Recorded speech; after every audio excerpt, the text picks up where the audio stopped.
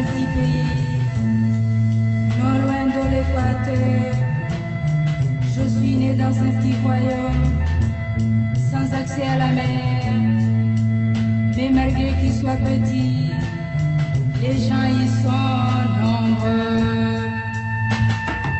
Oh, jolie demeure, tu es le paradis et Dieu m'a choisi.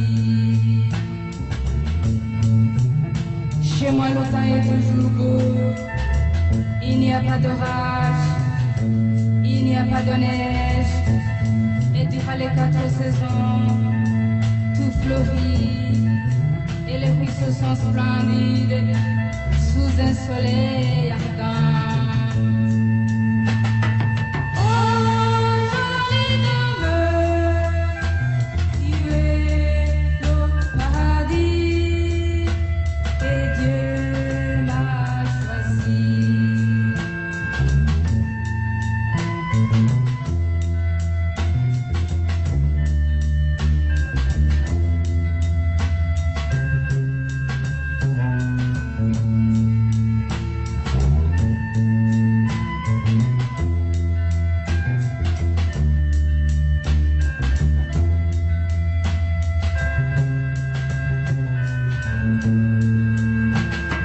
Quand j'étais petite, je gardais les troupeaux.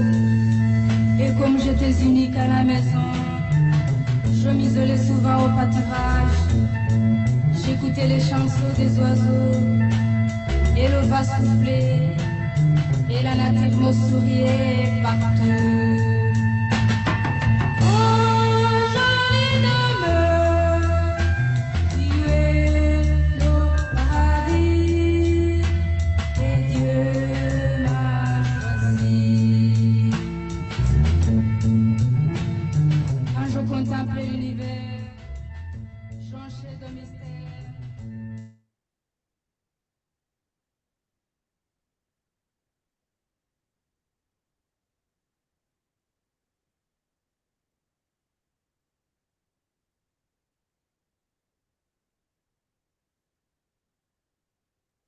Chers auditeurs, chères auditrices de la radio ITM, bienvenue. Nous sommes dimanche le 28 juillet 2024. Nous revenons vous présenter une émission qui ne sera pas très longue, mais une émission en français comme nombreux d'entre vous nous le demandent.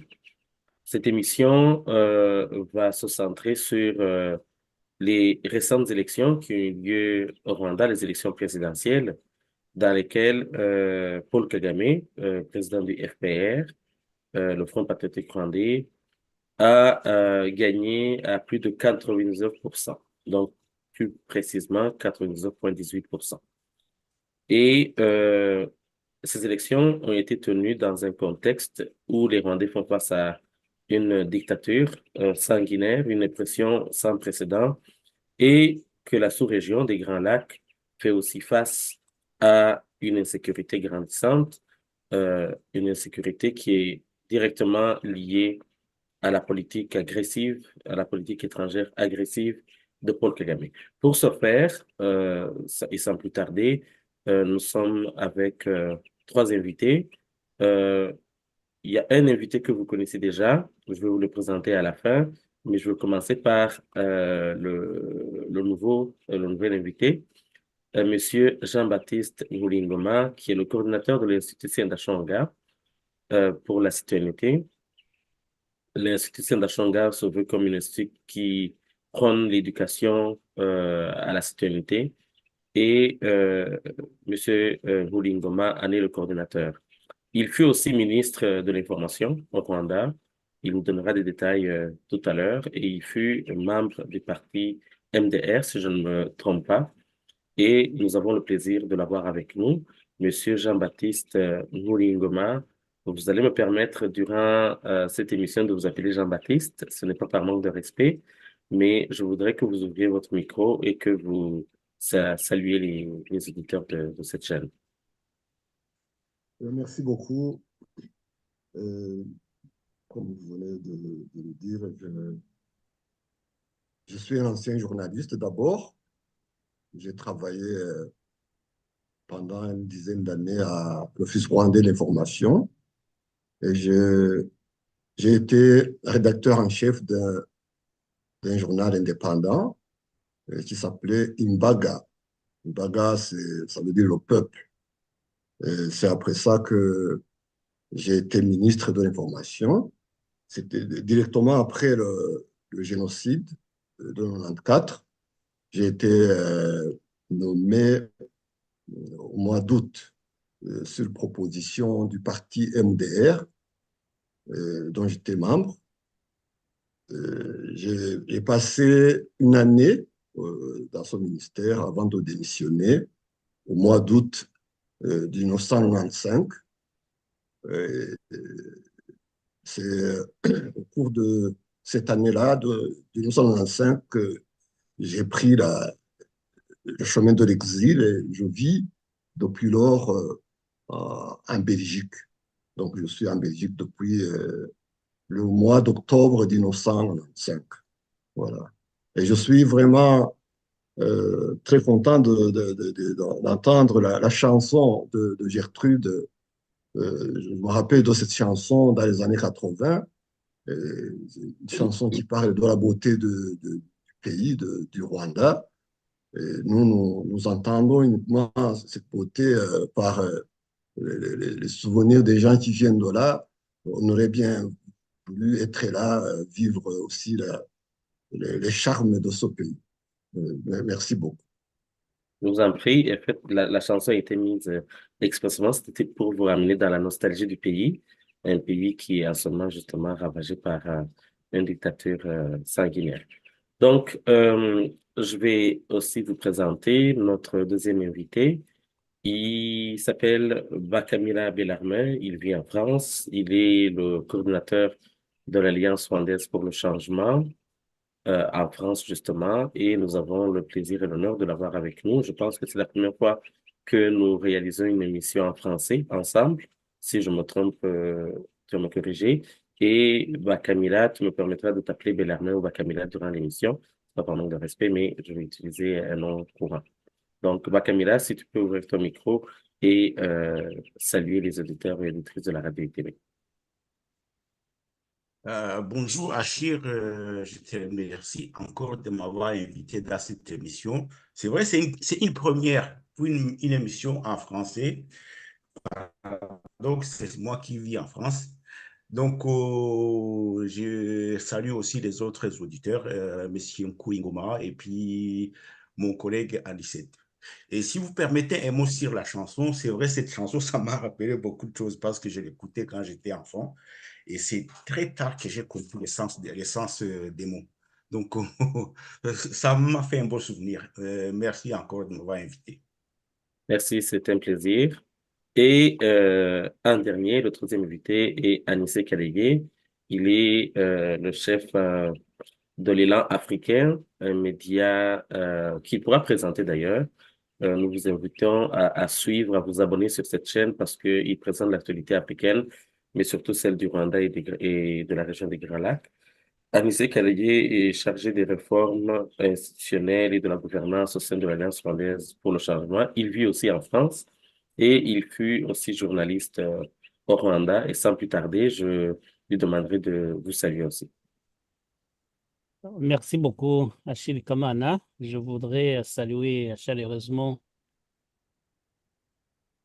Jean-Baptiste Ngoma, qui fut mon ministre quand j'étais journaliste. Je salue également Bellarmé Wakamira. Il est dans le nord, moi je suis dans le sud de la France, mais on est dans un même pays.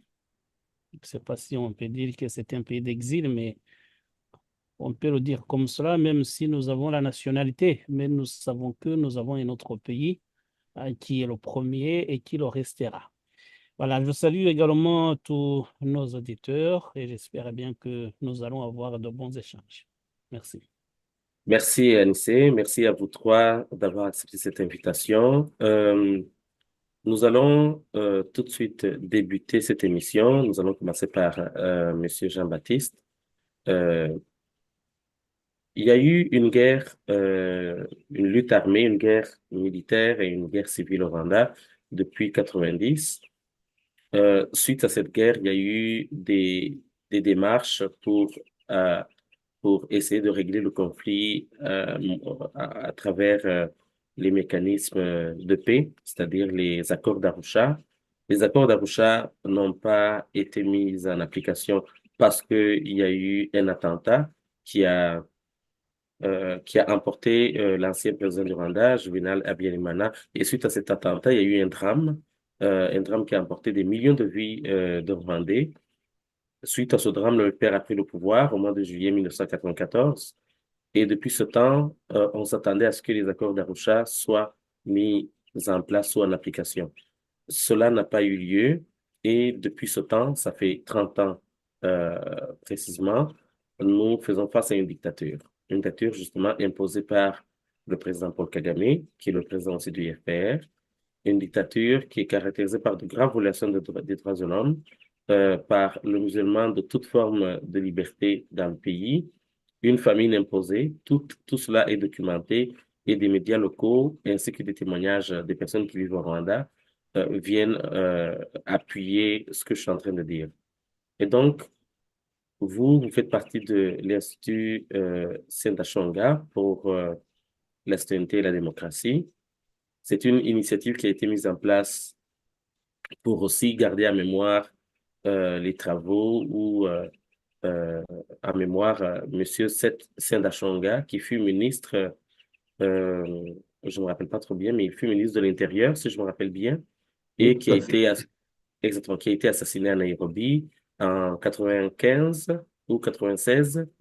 Je ne me rappelle pas très bien des dates, mais il fut C'est en l'une des 1998, il a été 98, assassiné en 98.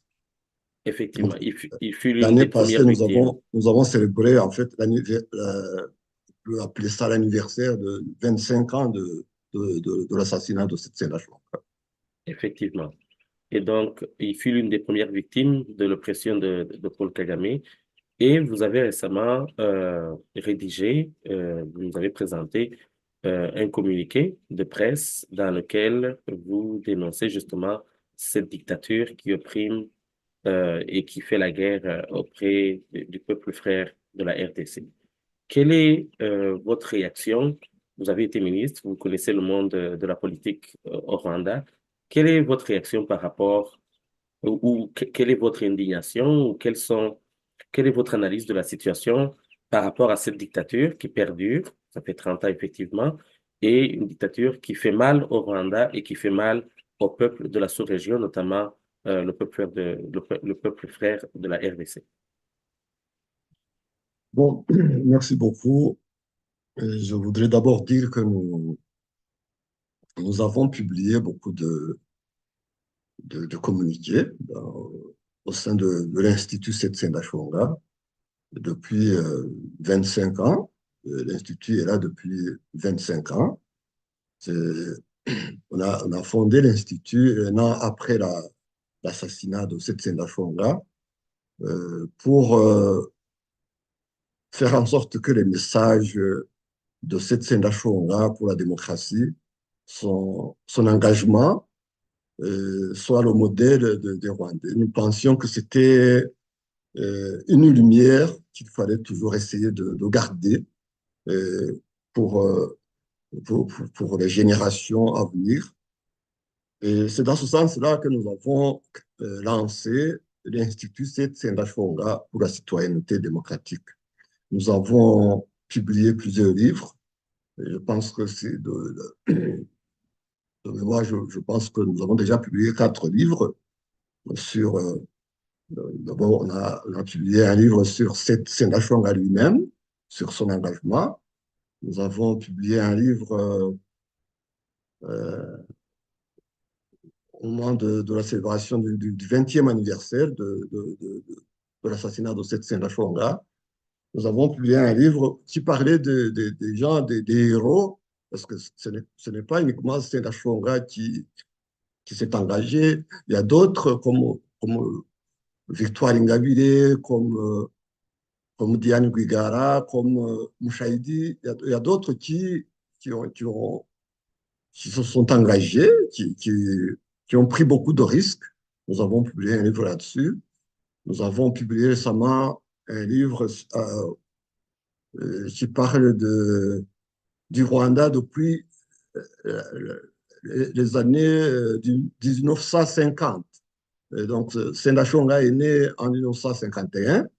Et pour célébrer les 25 ans de son assassinat, nous avons voulu faire une rétrospective sur le Rwanda depuis l'année ou les années au cours de laquelle Senda Shonga est né. C'est un livre extrêmement intéressant qui a été publié avec la participation de plusieurs personnes qui ont donné beaucoup d'analyses qui sont vraiment extrêmement intéressantes. C'est en Kinyarwanda, mais c'est un livre qui me paraît extrêmement intéressant. Et puis, nous avons donc publié des communiqués, beaucoup de communiqués sur la situation du Rwanda, chaque fois dans l'intention de montrer au Rwanda, aux Rwandais et à la communauté internationale la situation, la vie du pays, les problèmes politiques. Au début, on publiait ça uniquement en Kinyarwanda, et puis nous avons décidé depuis un certain temps, je pense depuis un an, de publier aussi en français parce qu'il y avait une demande. Les gens qui voulaient savoir ce que nous écrivions en Kinyarwanda. Maintenant, on publie aussi en français et en anglais. Et voilà. Concernant ces élections, nous avons effectivement fait part de notre indignation depuis le début, le début du processus, parce que les élections, ce n'est pas uniquement le jour de l'élection, c'est tout un processus qui a duré, qui a commencé depuis le début de l'année ou un peu avant l'année en cours. Lorsque Kagame annonçait qu'il allait se présenter, que c'était au moment où il disait que les Rwandais n'étaient pas en mesure de trouver un remplaçant parce que c'était lui le seul à pouvoir le faire. À un certain moment, il a même dit qu'il pensait que ça devait être son dernier mandat et qu'on devait commencer à chercher quelqu'un d'autre pour le remplacer. Et il a fixé certains critères. Et dans ces critères, il a insisté sur l'âge des gens qui pouvaient le remplacer, que ça devait être des gens qui sont aujourd'hui entre 30 et 40 ans. On a vite compris qu'il voulait juste choisir une tranche d'âge qui correspondait à celle de ses enfants. Nous avons dénoncé ça, nous avons montré que c'était un risque important que le pays était en train de prendre. Nous avons dénoncé d'autres éléments de ce processus-là qui a conduit aux élections qu'on a connues. Nous avons aussi parlé de la guerre qui sévit en République démocratique du Congo, dans la partie orientale. Nous avons plusieurs fois dénoncé ça, montré que ce qui se passe là-bas, c'est le Rwanda qui est derrière, qui organise ça. C'est une guerre économique que le Rwanda a estimé qu'il ne pouvait. Kagame et son équipe, ils ont estimé que le Rwanda devait trouver ses moyens de financement dans l'exploitation des richesses du Congo. Et c'est ça l'origine profonde de cette guerre. Nous avons dénoncé ça plusieurs fois. Et vous savez que le président Kagame, dans ses meetings électoraux, l'un des éléments les plus importants qu'il a tenu à souligner, c'est qu'il comptait engager encore une guerre contre la République démocratique du Congo. En réalité, c'est renforcer la guerre actuelle qui se fait sous le parapluie du M23. C'est cette guerre-là qu'on entend renforcer. Nous avons donc dénoncé ça. C'est le seul projet d'ailleurs que le président a annoncé comme programme électoral. Donc, ce sont des communiqués que nous avons publiés tournent autour de ces problèmes-là. Et concernant les élections, pour nous, les Rwandais appellent ça Ikinamico. Donc, c'est une parodie. On fait semblant d'organiser des élections, mais on sait que ce ne sont pas des élections, que les gens ne sont pas libres de mettre en place une administration qu'ils veulent. C'est une seule personne qu'on doit absolument euh, élire et qui sait très bien qu'il n'y a pas d'autre choix. On ne peut pas parler d'élections quand les gens ne sont pas capables de s'exprimer, quand les gens ne sont pas capables de choisir entre différents candidats qu'ils veulent. Vous savez que les gens qui pouvaient vraiment concourir à cette élection et qui pouvaient gagner, qui pouvaient représenter les espoirs du peuple, n'ont pas eu la possibilité de se présenter. Donc, pour nous, c'est une parodie. Ce ne sont pas des élections. On avait juste ce que les Rwandais appellent, à juste titre, ikinamico. Voilà, je peux peut-être m'arrêter pour laisser les autres dire leur point de vue. D'accord. Quand vous le voudrez, vous pourrez réintervenir encore. Donc, je vais donner la parole à Bakamira. Quelle est votre réaction? J'imagine aussi une indignation par rapport à ces élections, quant à la préparation, le choix des adversaires de Paul Kagame et les résultats justement qu'on a vus, qui nous ont pas surpris, mais qui sont quand même honteux pour un pays qui se dit démocratique. Depuis la fin du drame de 1994. Bakamira, la parole est à toi. Merci Achille encore de me donner la parole. En fait, bon, je reviens encore sur cette initiative de publier en français, parce que quand on écoute surtout les Congolais, parce que c'est surtout les Congolais que les régimes de Kigali inquiètent, donc ils se demandent est-ce que les Rwandais sont d'accord avec la politique qui est de leur pays, parce qu'on ne les entend pas.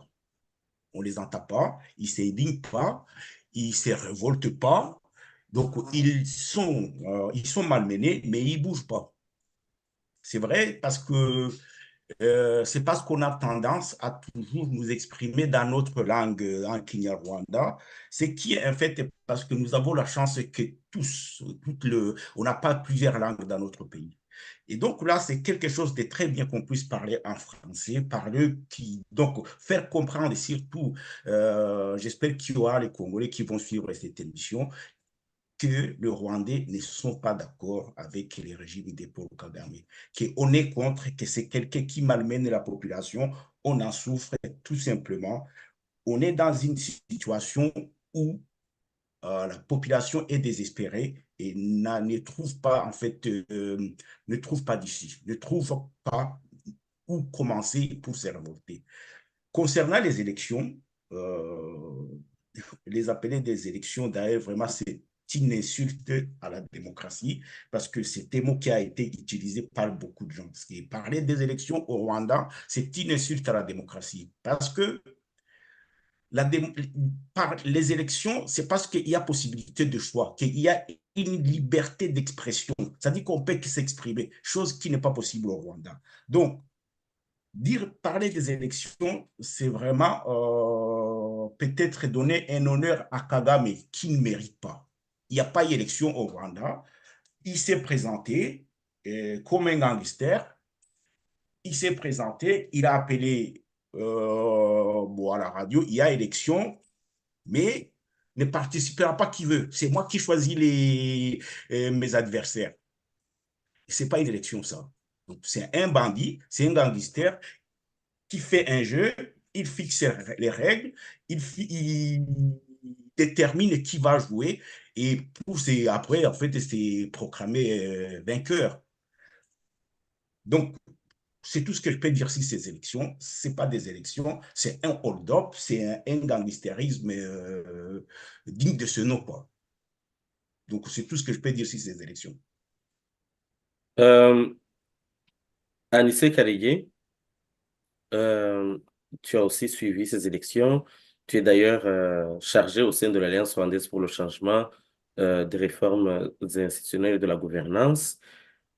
C'est un sujet qui te touche et puis qui est en lien avec tes responsabilités au sein de ce mouvement. Quelle a été ta réaction, tes observations quant à la préparation et même aux résultats de ces soi-disant élections au Rwanda? Bon, dans ta question que tu as posée à mes collègues, tu as utilisé le mot qu'il fallait, c'est l'indignation. Effectivement, le sentiment qui survient quand on assiste à de telles mascarades appelées élections, c'est de l'indignation. Parce qu'il y a plusieurs choses qu'on peut voir, qu'on peut dire. C'est que, d'abord, tout le monde est d'accord que ce ne sont pas des élections. Mais la question qui se pose, c'est pourquoi mettre la population sous une telle pression dans cette campagne tapageuse de Paul Kagame, où les services de sécurité vont réveiller les gens à minuit pour aller assister à une réunion de campagne qui aura lieu à 10 heures ou à midi. Donc, on passait de tel temps à passer souvent sous le soleil, deux, trois fois peut-être sous la pluie, en attendant ce candidat qui va venir et n'annoncer, comme le disait Jean-Baptiste Ngoma, n'annoncer aucun projet d'avenir qui va leur être utile. Tout simplement pour venir et dire qu'il va attaquer le Congo, qu'il va se battre contre le Burundi, des choses qui, normalement, dans un pays démocratique, devraient l'écarter de la course à la présidence. Est-ce que c'est un projet contre la paix, alors que, normalement, le peuple a besoin de vivre en symbiose avec les voisins? C'est ce qu'on veut. Pour qu'on puisse avoir des échanges commerciaux, comme ce fut longtemps le cas avec nos voisins. Mais lui, il y vient, le seul projet qu'il lui représente, c'est dire qu'il va attaquer les voisins. Et il est applaudi. Mais vous entendez bien que les applaudissements qu'il reçoit ne sont pas de véritables applaudissements, c'est que les gens sont obligés de le faire. Et donc, c'est de l'indignation. Et on se demande pourquoi on soumet le peuple à une telle pression. Les gens sont surveillés jour et nuit pour voir qui soutient le candidat du peuple, entre guillemets, ou qui ne le soutient pas. Avec bien évidemment des représailles derrière. Si vous osez vous exprimer contre la candidature du président Kagame, vous vous exposez à de terribles représailles. Vous allez avoir de conséquences néfastes, non seulement pour vous-même, mais aussi pour votre famille. C'est comme cela que ça se passe. À l'heure où on parle, même si on n'a pas des informations détaillées, mais on sait bien qu'il y a des gens qui ont souffert des dernières élections, soit qui sont en prison, soit qui sont morts, soit qui ont fui le pays. Et c'est comme cela que ça se passe dans chaque élection qui se passe au Rwanda depuis l'avènement du FPR, depuis 2023. 2003, pardon.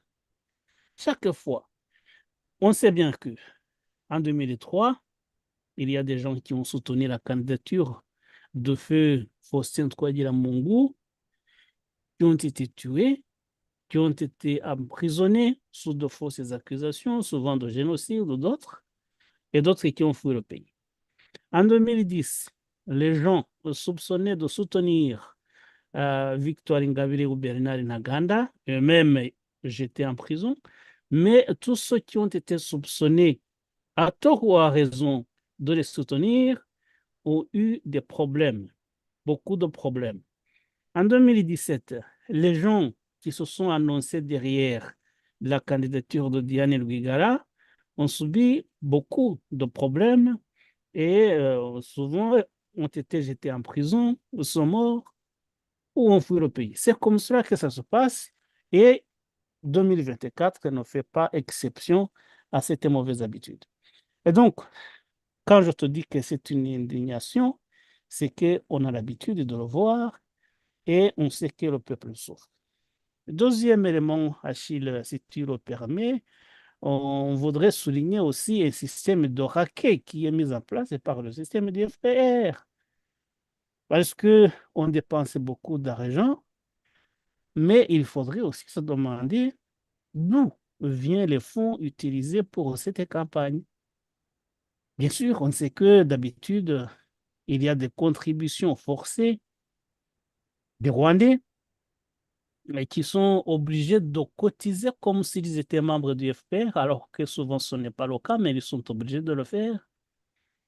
Mais au moment des campagnes, ce système de racket est multiplié par 100. On a parlé hier dans ton émission en Kinyarwanda. On sait bien qu'il y a des gens qui voient leur salaire diminuer par 2, alors qu'on n'a pas demandé leur avis. Parce que la moitié du salaire est allé soutenir la campagne du président Paul Kagame. On n'a même pas le droit de choisir son candidat. Officiellement, il y avait 3 candidats. On a suivi. Il y avait Paul Kagame, il y avait Philippe Maïmana et il y avait l'autre s'appelle comment déjà de Green Party. Habineza, Franck. Voilà, Franck Habineza. Mais les campagnes de Philippe Maïmana et de Franck Habineza n'ont pas été vues. Bon, on les a ignorés quasiment. La Mais qu'est-ce que tu télévision. dis, en fait? Ces gens, la raison pour laquelle on a ignoré ça, c'est que il n'y avait pas de contenu. Ouais, il n'y C'est avait pas vraiment, c'est la principale raison. Moi, j'ai essayé de suivre un peu, mais il n'y avait pas de contenu. En fait, on perdait du temps. Il fallait soit. Moi, je vais vous raconter une chose. Moi, j'ai suivi un peu ce qu'on racontait dans la campagne. À un moment, je suis allé sur Facebook, j'ai vu une pièce de théâtre, enfin un film comme ça, des gens qui racontaient des histoires plus intéressantes à raconter. Moi, j'ai publié ça, j'ai partagé ça sur ma page Facebook en disant, moi, je préfère ce théâtre que cette comédie, cette parodie d'élection. Ouais. Je ne sais pas si je voulais juste ajouter un petit mot parce que concernant ce que je venais de dire aussi sur. Je m'excuse si je coupe la parole Non, non, allez-y. C'est que non, il n'y a aucun j'ai problème. envie de dire quelque chose. Oui, oui. C'est quand même étonnant que dans une campagne électorale, le principal candidat annonce comme projet du pays la guerre. C'est quand même extrêmement étonnant. Et c'est vraiment un problème qu'il n'y a pas eu de débat, que personne ne pouvait débattre de ça, que quelqu'un vient annoncer que lui, son grand projet, c'est la guerre. La guerre, c'est quoi? C'est exposer les jeunes Rwandais, les Rwandais à quoi? À la souffrance. Le carburant de la guerre, c'est le sang des Rwandais. Ce sont des Rwandais qui vont aller sur le champ de bataille, et qui vont mourir là-bas. Il y a certains qui vont peut-être revenir, mais la guerre, c'est ces gens qui vont mourir. Et c'est pourquoi on va se battre. Pourquoi? Pour quelle raison? La raison principale, on la connaît, c'est que le Rwanda veut profiter des richesses du Congo, des richesses dont on pouvait profiter de ça du fait que nous sommes des voisins, qu'on peut aller travailler là-bas dans les mines, ou qu'on peut aller... donc, le fait qu'on est voisins, on peut bien profiter des richesses de son voisin, mais sans passer par la guerre. Nous, le Rwanda, depuis 1996, a décidé de s'enrichir sur le dos des voisins, et cela va avoir des conséquences énormes sur les Rwandais, sur la population en général, dans plusieurs années, alors qu'ailleurs, on est en train de construire des unions, des communautés économiques. Nous sommes ici en Europe, vous connaissez l'Union européenne.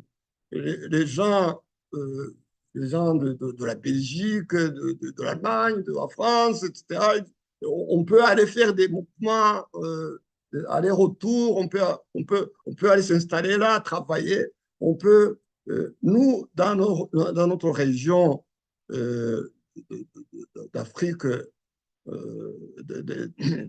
East African Communities, on a essayé d'organiser une organisation régionale. On ne sait pas faire ça parce que le Rwanda a introduit la guerre depuis 1996. Donc, je voulais souligner cet aspect que quelqu'un propose dans sa campagne électorale, propose la guerre, alors que nous connaissons les conséquences de cette guerre sur la vie des gens, et même sur l'intégration régionale qui n'existait plus comme projet politique et économique dans la région. La CPGR qu'on a connue à l'époque de Habyarimana et de Mobutu marchait mieux que l'East African Community actuelle. Donc, moi, j'insiste sur ce fait-là que le Kagame a fait comme proposition, ce n'est pas une proposition, dans sa campagne, l'élément majeur que j'ai entendu, c'était la guerre. Je n'ai jamais entendu Kagame dire qu'on allait construire des routes, qu'on allait faire continuer l'électrification, des choses. Bon, il a dit que tout ce qu'on a fait, on va le poursuivre. Mais en réalité, le projet qu'il a dit et qu'il est venu exposer sur France 24, c'est la guerre. Et ça me paraît très grave. L'autre élément que je voulais souligner, qui m'a quand même fait peur, c'est qu'il a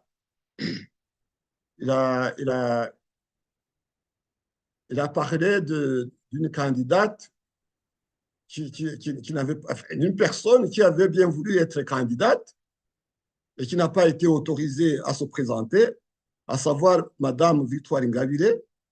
Il a proféré des menaces graves. D'abord des insultes qui sont vraiment indignes d'un chef d'État, mais surtout, il a proféré des menaces graves jusqu'à ce que les gens vraiment ont eu peur pour la vie de Victoire Ingabire.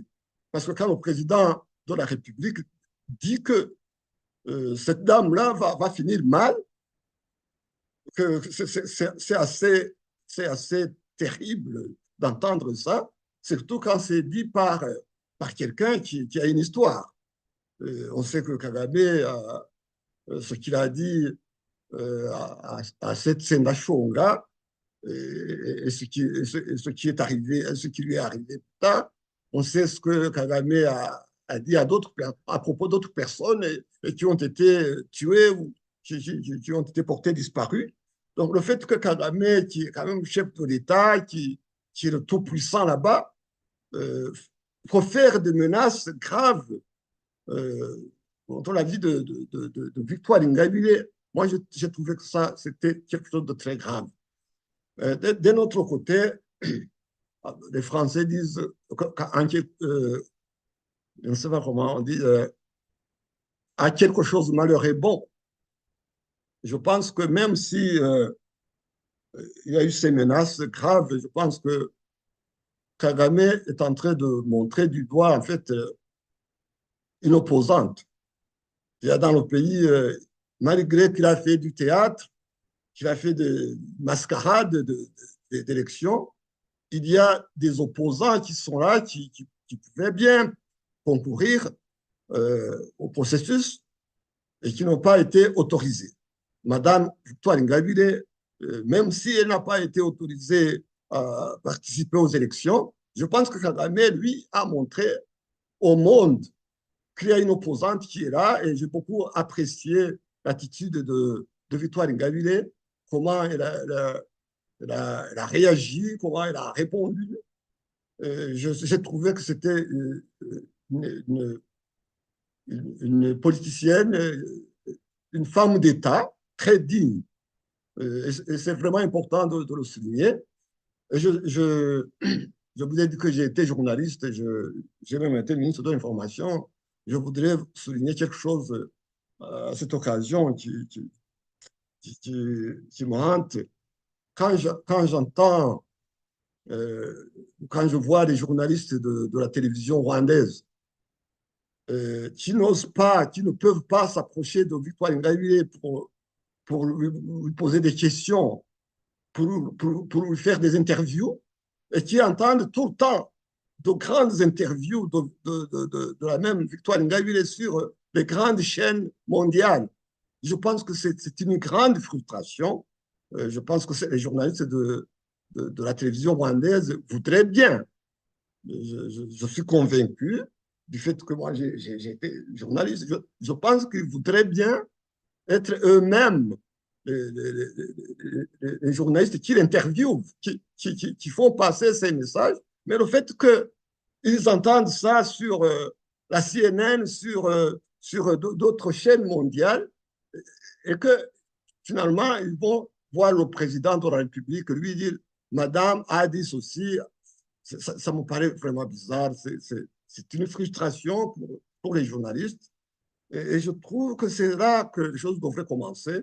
Les journalistes devraient au même commencer à essayer de voir qu'ils sont vraiment comme des objets qui sont là, qui ne sont pas capables de prendre l'initiative, d'aller. Madame Victoire Ingabire n'est pas loin. Elle est disponible. Avant de venir ici, j'étais en train d'écouter une émission sur une radio.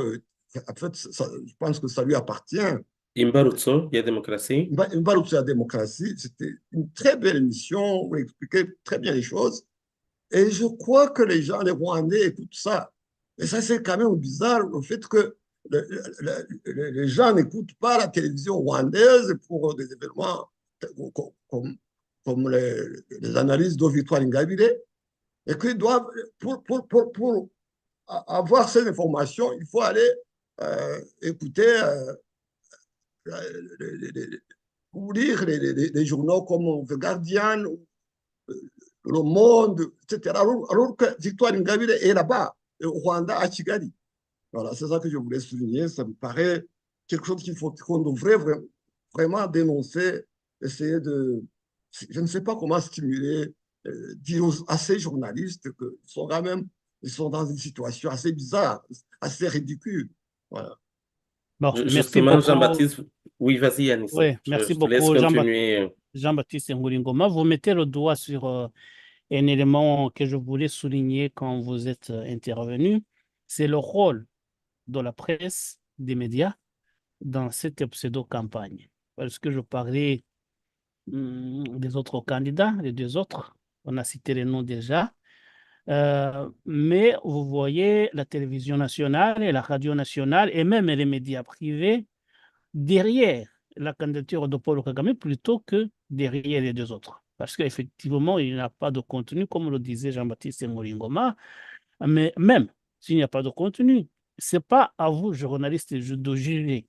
Vous donnez les chances aux mêmes candidats. Vous savez, nous autres qui sommes ici en Europe, vous le voyez, Bellarmin qui est en France et comme moi, voir comment ici, l'autorité chargée de surveillance des médias veille au gré à ce que les télévisions, les radios accordent à tous les candidats le même temps de parole. Vous ne pouvez pas favoriser tel ou tel. Mais au Rwanda, on le voit et on est d'ailleurs fiers de montrer qu'on soutient la candidature de Paul Kagame. Et ce qui est bizarre, c'est que les autres soi-disant candidats ne revendiquent rien. Ils sont d'accord, oui, oui, oui, bien sûr, c'est lui. Il ne demande pas à la télévision nationale de leur accorder le même temps de parole que Paul Kagame, parce qu'ils savaient bien sûr qu'il y aurait des conséquences graves. Ça, c'est le rôle des médias, son manque de neutralité, son manque de professionnalisme, si je vais dire, si je peux dire. Ça, c'est ce que je voulais dire. Et puis, ce que je voulais souligner également, c'est quand même le rôle ou le comportement de ce qu'on peut appeler la communauté internationale.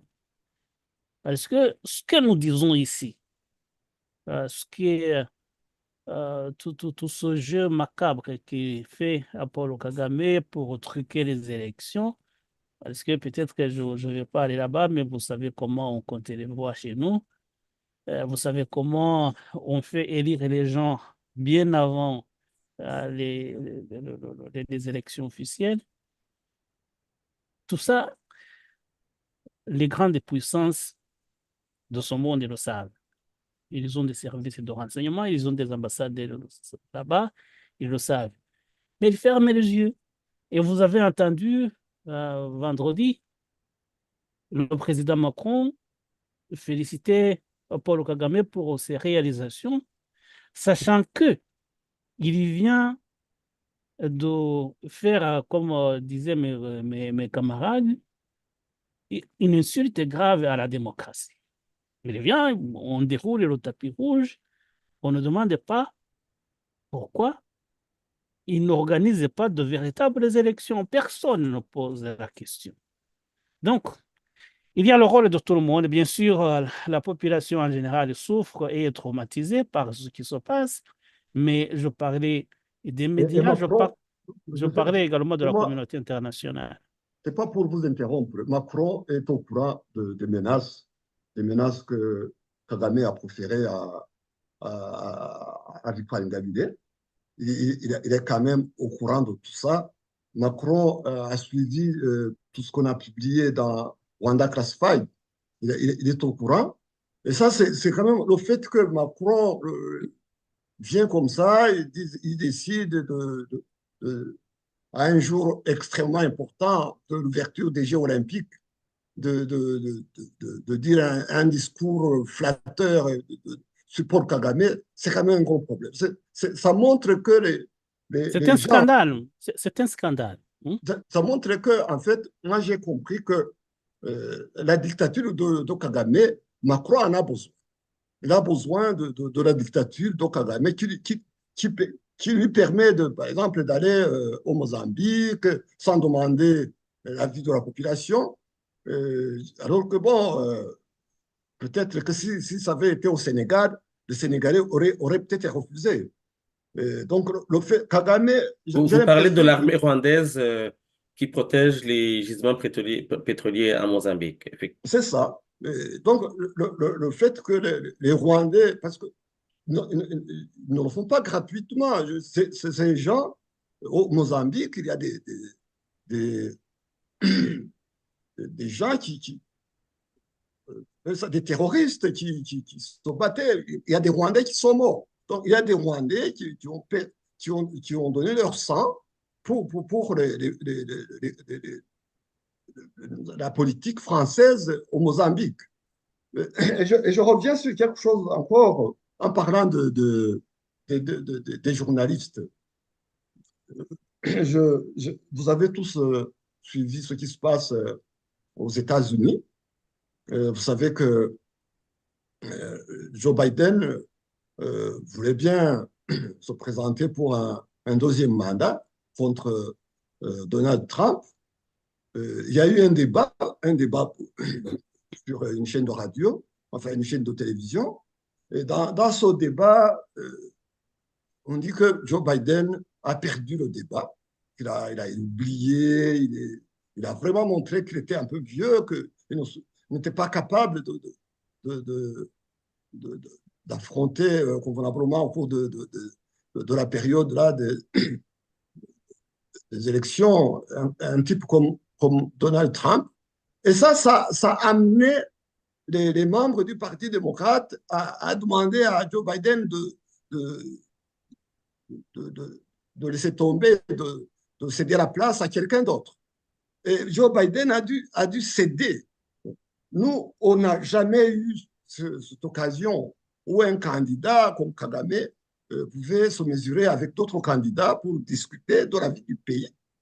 Parce que c'est de ça qu'il s'agit. Discuter de la vie du pays. Et cela pour permettre aux Rwandais de choisir en sachant que Terre est capable de répondre comme ça sur ce genre de questions. Donc, nous, les Rwandais devraient vraiment réfléchir sur ce qu'ils voient, parce que je ne suis pas en train de leur apprendre des choses. Tout le monde est au courant de ça. Nous, Kagame n'a jamais débattu avec personne. Le jour où il se présente devant la presse, c'est pour aller s'attaquer à quelqu'un qui n'a même pas été autorisé à se présenter aux élections. C'est ce qui est quand même assez grave. Et il retourne devant la presse. Cette fois, c'est pour vraiment faire des menaces de mort, parce que c'est presque ça. Et je trouve que c'est vraiment quelque chose qui montre que le pays est dans une situation très, très délicate, difficile, qui risque de nous amener très loin. Nous avons cru que le désastre était dans le passé, mais en réalité, moi, je pense que peut-être le pire est à venir. Voilà. Merci. Anissé, est-ce que tu voudrais continuer sur ton intervention? Non, Parce que, je crois que j'étais presque à la fin de mon intervention, sauf si tu as une question à me poser. en fait, je vous ai montré tantôt une image où des représentants de deux partis politiques au Rwanda, notamment le PSD et le Parti socialiste démocratique et le Parti libéral, on a vu une image qui parle beaucoup. Je pense que vous la voyez en ce moment. Je vais vous montrer une autre image et j'aimerais avoir votre réaction par rapport à ces images parce que c'est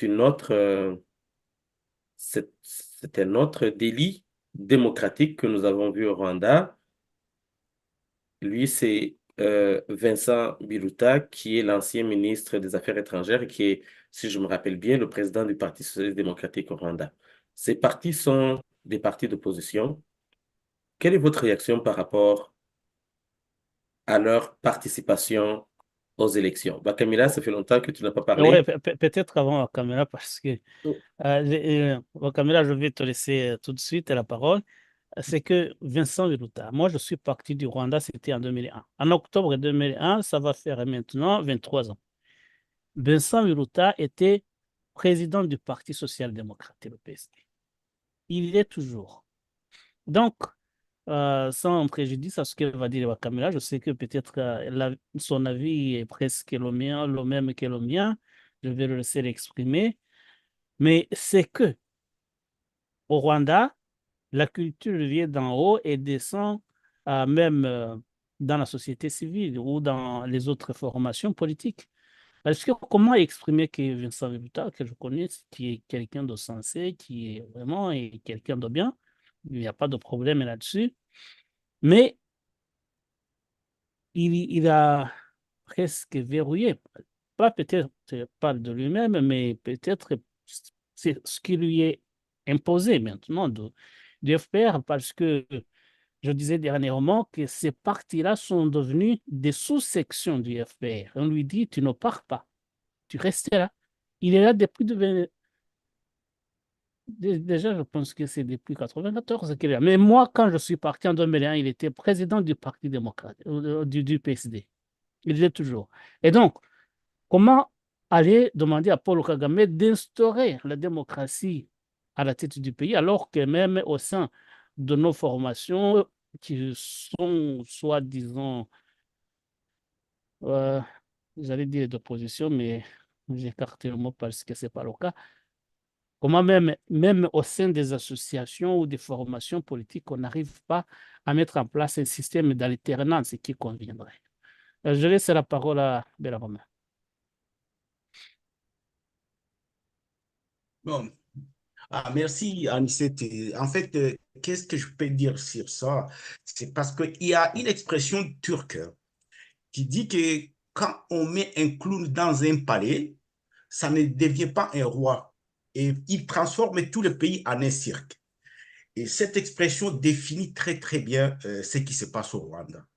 En fait, il y a un dresseur et des bêtes dressées qui doivent faire des numéros, en fait, pour plaire au dresseur ou pour avoir une cacahuète, en fait. Parce que euh, que ce soit les politiciens, que ce soit les journalistes, que ce soit la population, ils sont soumis à un régime où il n'y a que les systèmes Kagame qui a de la valeur. Ça veut dire que si on sort en dehors des sentiers, on risque la mort. Tout le monde en est conscient, donc ils suivent le mot d'ordre. Beaucoup, ils réagissent plus par peur que par conviction ou par profession. Il n'y a pas de professionnalisme qu'on peut dire chez les journalistes ou chez les politiciens. C'est-à-dire que c'est des gens, ils ont un mot d'ordre et une pression derrière et une terreur que s'ils dévient, ils risquent la mort. Et c'est très grave parce que moi, je ne peux pas juger ces gens parce que Biruta, il a derrière les logos de son parti et sur sa chemise, il y a les noms de Paul Kagame. Donc, lui, il se rachète. En fait, là, il dit, écoutez, patron, tu vois, je te soutiens. Il rachète en fait sa vie. Il se rachète. Donc, est-ce qu'on peut les condamner? Ou on peut les plaindre. Je ne sais pas quel est le sentiment, qu'est-ce je ne sais pas qu'est-ce qu'il faut dire à propos de ce qu'on voit. Parce que, en parlant des journalistes, parce qu'il faut savoir que les prisons rwandaises, tout le monde qui a essayé de s'exprimer, rien que critiquer certains projets de l'État, critiquer par exemple certains comportements de l'État, et ils se retrouvent tous en prison. Donc, sans citer les noms, vous les connaissez tous. Il y a les Chouma Hassani, il y a tous ces. Bon, je sais pas, bon, après, je n'ai pas vraiment tous les noms en tête, mais vous connaissez tous ces youtubeurs, ces journalistes indépendants qui ont essayé d'avoir d'autres versions de la situation. Donc, raconter une autre histoire, en fait, de la population du Rwanda. Donc, ces gens que vous voyez réagir comme ça, il est d'un parti, mais il dit, écoutez, bon, moi je me présente, mais finalement, moi j'ai aucune valeur, il n'y a que Paul Kagame qui peut diriger. Vous ne pouvez pas dire que ça vient de lui. Donc, c'est quelqu'un qui sait qui a un seul mot d'ordre, que s'il passe, qu'il dévie, il risque la mort. En parlant de Kagame dans la région, en tout cas, c'est que je peux dire, c'est un danger pour le peuple et c'est un danger pour la région. Parce que tout ce qu'on est en train de raconter, en fait, c'est quelque chose qui devait se faire dans un palais de justice. Parce que ce n'est pas des choses normales. C'est du vol, c'est des choses en fait qui devaient être tranchées dans un tribunal. Mais Kagame, il s'est pavané dans le monde entier. Donc, tantôt il est à Paris, tantôt il est à Washington, il est reçu avec des tapis rouges. Par contre, là, on peut s'indigner aux gens qui le reçoivent. Parce que les Français en Afrique, ils ont toutes les informations. Donc, Macron, ses services lui disent, ces présidents que vous recevez, c'est un bandit. Et il le sait. Et il les reçoit quand même. À Washington, c'est la même chose. Et c'est à nous, par exemple, à nous, la population, à nous, les personnes que ça touche, d'y penser, et d'y trouver, d'y remédier. Parce que ce qu'il envoie faire commettre tous ces méfaits, Et ils savent qu'est-ce qu'ils tirent. Ils savent pourquoi ils le font. Ils savent pourquoi on fait un rapport. On dit Kagame, il a massacré des millions de Congolais. Ils font la sourde oreille. Ça devait nous interpeller.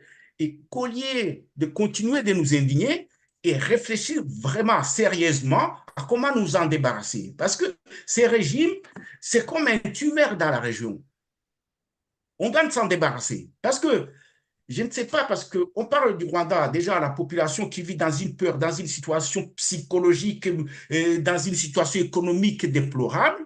Il faut imaginer qu'au Congo, il y a des millions de personnes qui se concentrent dans des petits camps de réfugiés sans aucune infrastructure, c'est-à-dire que livrés à eux-mêmes comme des bêtes dans la forêt, à cause d'une politique, d'un individu qui a choisi de servir des intérêts obscurs, et on continue de se plaindre. Je ne comprends rien. Est-ce qu'on est incapable, parce que les souffrances, les souffrances, elles sont... Et les souffrances, en fait, on ne peut plus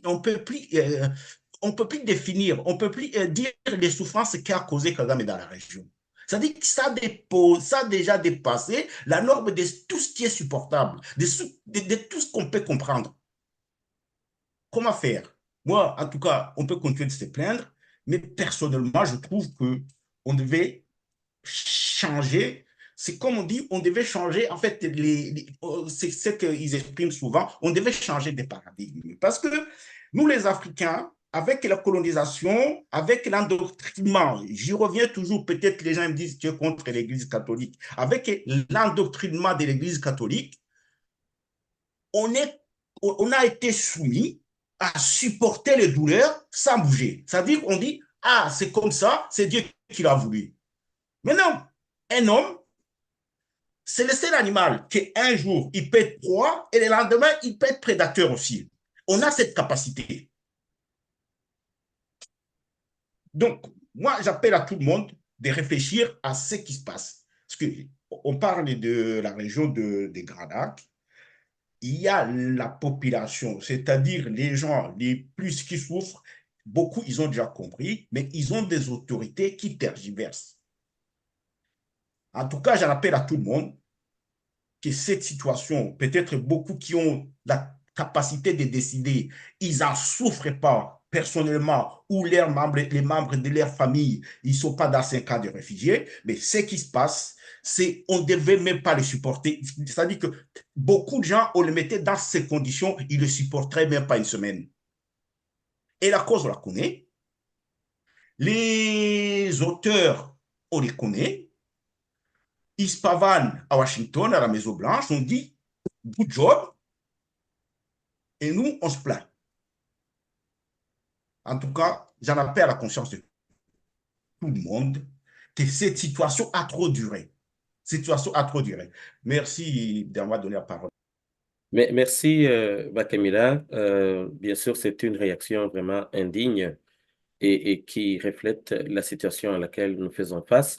Monsieur Jean-Baptiste Ngulingoma, tout à l'heure, il y a quelques instants, nous avons parlé justement de ces partis politiques qui sont en réalité des satellites du FPR.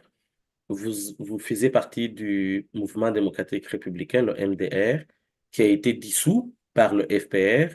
Vous êtes un témoin vivant de toutes les démarches et toutes les manipulations qui ont été faites pour dissoudre ce parti. Et les seuls partis qui ont été autorisés sont justement des partis qui ne faisaient qu'applaudir l'idéologie du FPR de Paul Kagame. Qu'est-ce que ces images vous disent en tant qu'ancien ministre et en tant que, surtout, un homme politique qui a occupé des hautes fonctions du pays et qui a eu des idéaux carrément démocratiques, qui a côtoyé des vrais démocrates rwandais? Qu'est-ce que ces images vous disent? Bon, moi, ces images, bien sûr, ça m'indigne, c'est très malheureux. Mais vous venez de dire que j'ai été ministre dans le gouvernement qui a été mis en place juste après la victoire du FPR. À l'époque, on croyait un peu à la démocratie. C'était les partis qui étaient au gouvernement. C'est pas uniquement le MDR qui s'exprimait, même je pense à l'époque, un parti comme le PSD s'exprimait. Il y a des gens qui voulaient s'exprimer, mais le FPR, quand il nous a mis dehors, quand nous avons été obligés vraiment de quitter le navire et que le parti MDR a été dissous, et les autres ont compris qu'ils euh, n'avaient pas beaucoup de choix que de faire allégeance. En réalité, on parle de multipartisme au Rwanda, mais c'est vraiment c'est le parti unique qui a su montrer au monde qu'il y a le multipartisme, mais dans la réalité, ce n'est pas vrai. Au cours de cette année, le 21 février de cette année, j'ai publié un article sur ma page Facebook sur les 30 ans de l'assassinat de Gatabazi, de Félicien Gatabazi, qui est vraiment le fondateur du parti PSD. J'ai raconté un peu sa vie, sa lutte politique et, et les circonstances de sa mort. J'ai utilisé des informations que j'avais publiées dans mon livre en français, enfin, en français, le livre c'est Rwanda, le pouvoir à tout prix. Et en Kinyarwanda, c'est Nhundura. J'ai raconté en fait ce qu'on dit, ce que j'ai écrit dans ce livre, que Gatabazi a été tué par le FPR. J'ai donné les noms des personnes qui l'ont tué, comment tout ça a été préparé. Et je me suis dit peut-être que les gens du PSD vont réagir. Et je connais des personnes du PSD qui sont très actifs sur les réseaux sociaux, notamment sur Facebook, avec qui j'étais en contact. Mais sur ce chapitre-là de Félicien Gatabazi, aucune réaction. Je m'attendais à ce qu'on dise peut-être que je mens, qu'ils ont fait des enquêtes, que je suis en train de diffamer le FPR. Non, rien. Donc, ils sont d'accord en fait. Qui nous dit mon consent? Ils savent bien que Félicien Gatabazi a été tué par le FPR. Et pourquoi le FPR a tué Félicien Gatabazi? C'est que c'était une personnalité qui avait la capacité de se défendre, de défendre la démocratie, de protéger son parti. C'était quelqu'un de caractère. Donc, ces gens, des gens qui avaient le caractère de l'envergure politique de Gatabazi, soit ils ont été tués, soit ils ont été mis en prison, soit ils ont été dans les conditions d'aller en exil, de ne pas faire la politique au Rwanda. Donc, c'est ça la situation. Tout à l'heure, Bellarmin se disait s'il fallait condamner ou plaindre ces gens. Moi, je pense que c'est vraiment c'est le pays qu'il faut plaindre. Nous avons un pays malheureux. Nous avons une situation vraiment très grave où les gens que vous voyez qui représentent le PSD, le PL ou d'autres partis là, ils savent bien qu'ils doivent remplir leur poche, que ce qui les intéresse, c'est le portefeuille, donc, ce qui se trouve sur leur compte en banque, c'est tout. Le reste, ils s'en foutent et c'est assez grave, c'est très malheureux qu'on a là des gens qui sont là depuis 20 ans, 30 ans, qui remplissent leur poche, qui font semblant d'être des gens, des patriotes, qui pensent à l'intérêt général. Mais non, ce sont des gens qui sont là, qui, qui, qui, qui, qui, qui, qui font le jeu. Et nous sommes dans dans un monopartisme, dans un parti unique. C'est une situation grave. C'est une situation où on n'a pas uniquement à condamner ou à les plaindre. Il faut essayer il faut plaindre le pays. Il faut qu'on essaye de trouver des solutions pour le pays. Et moi, c'est là que je trouve que l'engagement comme celui de Victoire Ingabire est une très, très bonne chose. Quand on voit Vincent Biruta à côté de Kagame, et qu'on voit le travail de Victoire Ingabire, les risques qu'elle prend, c'est là qu'on voit juste la différence. Voilà. Merci beaucoup. Euh, Tout à l'heure, vous avez parlé du président Macron, vous avez parlé aussi de l'attitude ou bien de l'inaction de certaines Bon, Achille, puissances. peut-être avant de parler de la communauté internationale, comment je te sens en voie de le faire, il faudrait peut-être sur ce sujet-là, le dernier, rappeler les circonstances dans lesquelles ces grands partis du Rwanda sont nés. Voilà. C'est qu'avec la Constitution du 10 juin 1991, qui autorisait le multipartisme, les gens ont créé les partis qui étaient vraiment démocratiques, comme le MDR, comme le PSD. Et le PSD a une particularité, c'est que notamment Félicien Gatabazi et Frédéric Nzamurambaho, qui avaient été dans le gouvernement de Juvenal Habyarimana lors du parti unique, mais c'était des gens qui s'étaient illustrés en affrontant les caciques de ce régime de président Habyarimana. C'était des gens qui savaient ce que c'est se battre pour les idées, pour la démocratie. Et donc, ils ont mis en place ce système démocratique après la Constitution de 91, le MDR, le PSD et même le PL, qui était aussi composé de gens d'imminentes personnalités comme Justin Mugenzi, qui sont encore en vie. Mais ils ont mené des luttes mémorables dont on se souvient, 92 et 93. Et c'est cette lutte-là dont a profité le FPR. Le FPR s'est engouffré dans cette brèche-là pour affaiblir le pouvoir du président Habyarimana. Et comme le FPR sait comment il a fait pour affaiblir le régime du président Habyarimana, le FPR, peut-être fait même dans sa nature, hein, mais il sait combien les partis politiques libres représentent un danger pour un parti au pouvoir. Je pense que c'est ce raisonnement-là qu'il a fait. Enfin, mais puis, il ne faut pas penser que Kagame a un jour été démocrate, bien sûr que non. Mais ils ont dû mener cette réflexion et ils ont voulu écarter toute opposition démocratique. C'est tout simplement ce rappel historique que je voulais faire. Sinon, je partage les points de vue de mes collègues. Parfait. Merci beaucoup, Anissé, de rappeler ce détail assez important.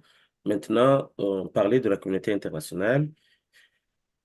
Son attitude par rapport à la dictature de Paul Kagame, par rapport à l'agression armée qu'il mène ou qu'il impose à la RDC. Il y a un drame humain en RDC. Kamila en a fait la présentation, d'ailleurs très émotive. Il y a aussi un drame au Rwanda, une famine imposée, il y a une pauvreté extrême et qui est devenue endémique. Et de surcroît, toutes les instances étatiques sont paralysées. C'est-à-dire qu'au Rwanda, l'état de droit n'existe pas, la notion de droit n'existe pas. Le pays fonctionne euh, à travers la logique et à travers les souhaits du président Paul Kagame. Tout le monde est soumis à sa logique Et on sait que c'est un homme qui est très habité par un esprit hégémonique, d'où aussi ses prétentions de pouvoir utiliser l'armée rwandaise un peu partout en Afrique. D'ailleurs, sur un des documentaires sur ARTE, on parle d'une diplomatie militaire et il y arrive justement parce qu'il a muselé toute forme de liberté au Rwanda. Il est très difficile de s'opposer contre lui, mais c'est pour ça qu'on doit beaucoup remercier des gens comme Victor Ingabire, Diane Rwigara, Maître Bernard Ntaganda, etc. Maintenant, quand Macron, ainsi que ces gens de la communauté internationale et les institutions internationales, souvent au niveau des droits de l'homme, au niveau de l'Organisation des Nations Unies, on dénonce la présence militaire au Congo, on dénonce le soutien du Rwanda au M23 et sans détour, on parle aussi des graves violations des droits de l'homme. Plusieurs documentaires ont été faits, plusieurs rapports ont été produits. De voir ces gens dénoncer justement l'attitude de Paul Kagame, son oppression, sa politique agressive, et de l'autre côté lui donner de l'aide. Dernièrement, l'Italie a fourni au Rwanda une aide à hauteur de 50 millions d'euros.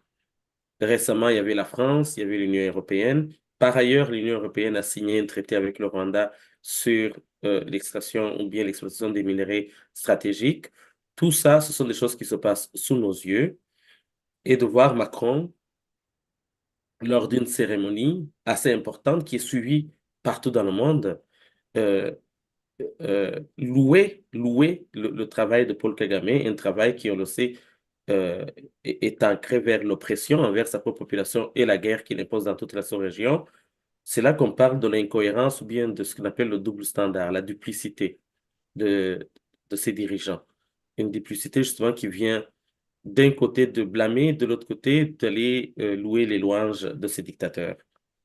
Et par conséquent, il y a un éveil des consciences au sein de la jeunesse africaine, même si au Rwanda, on n'en est pas là à cause de la nature de cette dictature, mais on le voit au Burundi, au Congo, récemment au Kenya, au Nigeria, Anissé, tu en parlais hier, au Nigeria, et un peu partout, on voit la jeunesse s'indigner, on voit la jeunesse parler. Et de l'autre côté, on voit les médias de ces pays occidentaux parler du sentiment anti-français. Il ne s'agit pas d'un sentiment anti-français, il s'agit vraiment d'une réaction par rapport à cette duplicité, par rapport à ces incohérences.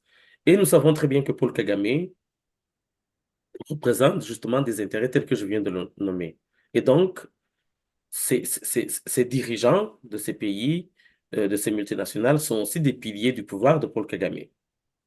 Ils participent directement ou indirectement à la souffrance du peuple rwandais et à la souffrance des peuples de la sous-région. Qu'est-ce qu'on peut à quoi on peut s'attendre, étant donné que Paul Kagame vient de, de faire un hold-up du pouvoir au Rwanda, il vient de gagner, je vais dire de gagner, il vient de s'octroyer notre mandat de 5 ans, il n'a aucune intention de changer sa politique, et ce qu'on voit aussi de ces pays, c'est que il y a toujours cette duplicité, il y a cette incohérence. Qu'est-ce que cela veut dire pour la population rwandaise? Qu'est-ce que cela veut dire pour les peuples de la sous-région, notamment la population congolaise? Que faire face à cette situation?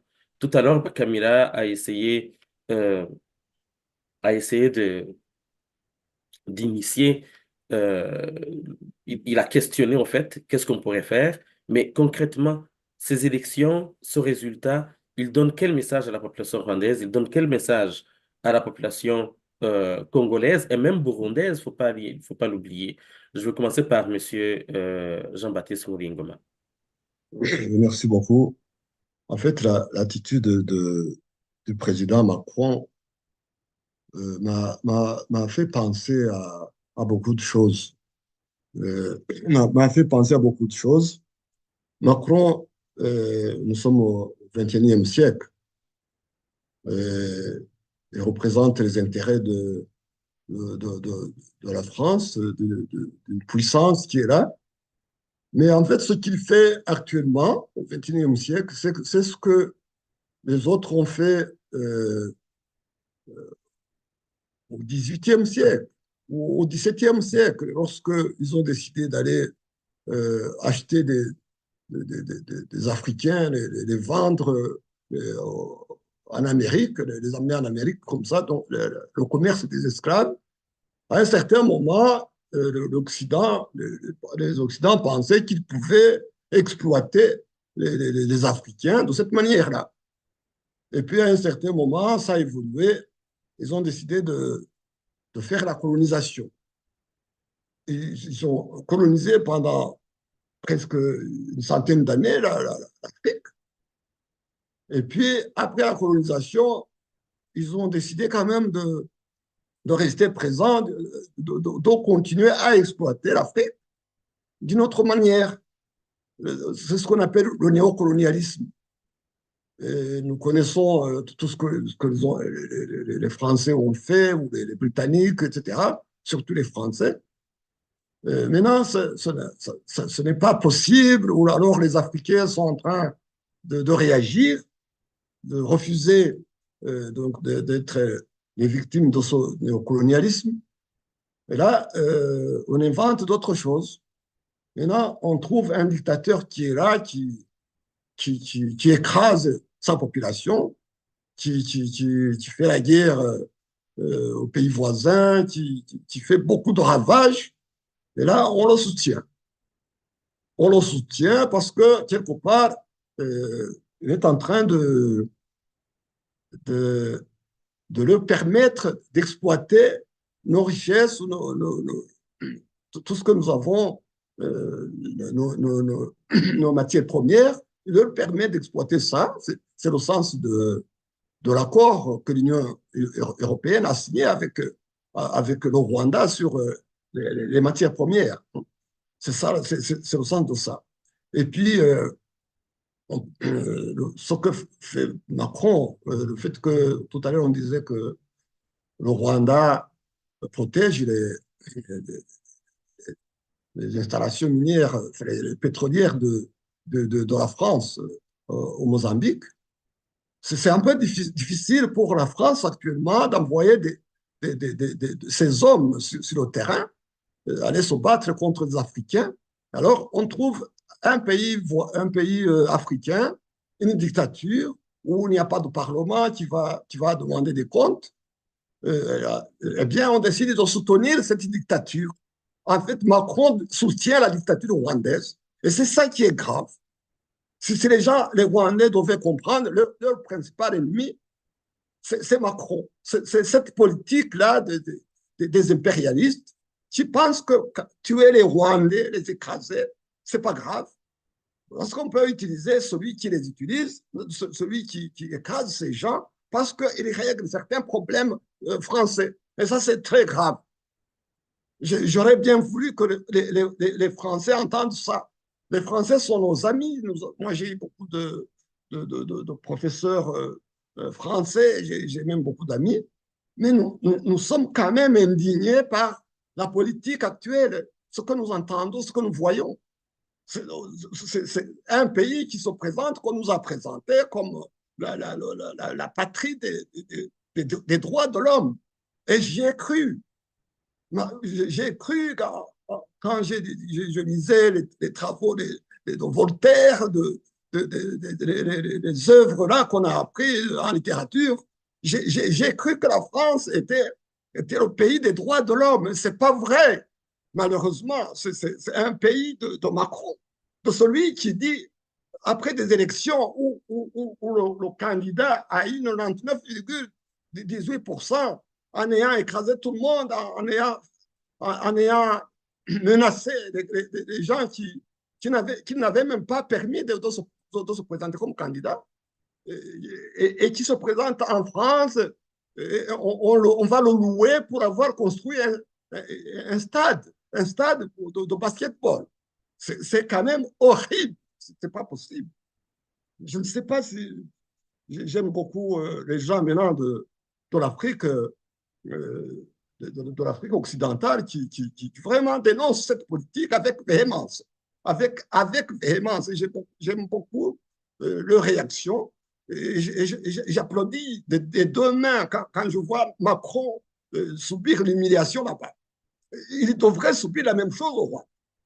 Je ne sais pas si ma voix est capable de se faire entendre, mais ce type-là, il nous fait un grand problème en faisant de Kagame un homme, un politique qu'on doit présenter à l'Afrique comme le modèle. Ce n'est pas le modèle, c'est un sanguinaire. Voilà, c'est ce que je voulais dire. Merci beaucoup. Encore une fois, un message d'indignation. Je vais donner la parole à Bakamira, même s'il a déjà effleuré le sujet, mais je vais lui redonner la parole. Et après, on va donner la parole à Anissé pour nous diriger tranquillement vers la fin de notre émission.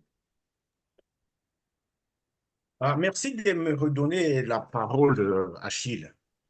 Je vais réagir à ce qu'a dit M. Ngoma. Mais si ça peut vous rassurer, M.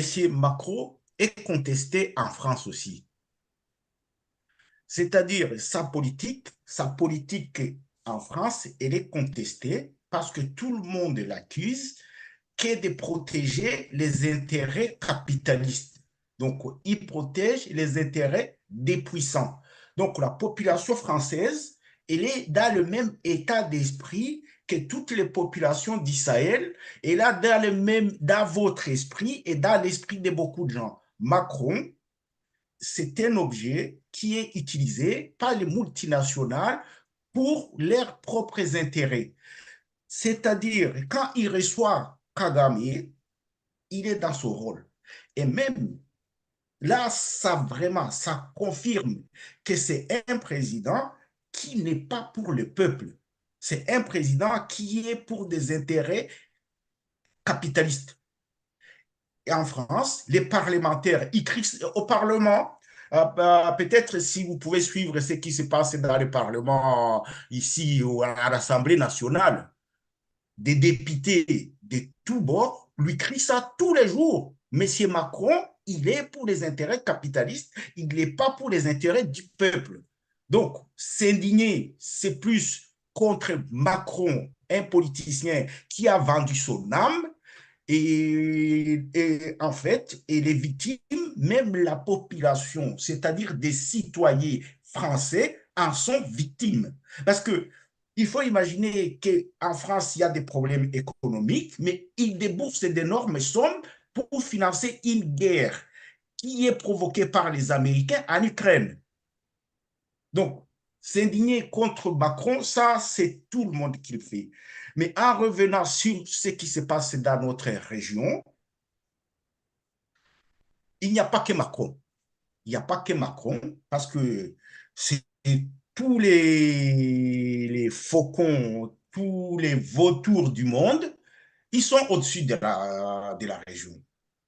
C'est-à-dire, eux, ils ont pris le Rwanda comme une base militaire, c'est-à-dire, dès qu'ils aperçoivent une mine d'or, on dit, toi, tu connais le chemin, tu vas, tu prends, et on vient charger au Rwanda.